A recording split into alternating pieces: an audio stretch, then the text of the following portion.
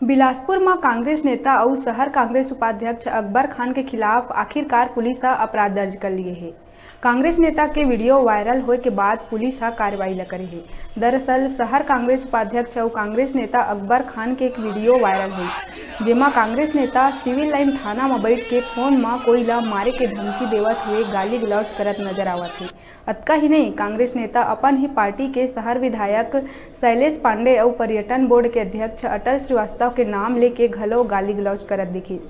Video के viral होने के बाद ये मामला के शिकायत यूथ कांग्रेस के महासचिव आशीष अवस्थी सिविल लाइन थाना में करे है, जेमा कार्रवाई करत हुए सिविल लाइन पुलिस जनप्रतिनिधि के खिलाफ सार्वजनिक गाली गलौज और धमकी देहे के मामला में कांग्रेस नेता अकबर खान के खिलाफ जुर्म दर्ज कर लिए है।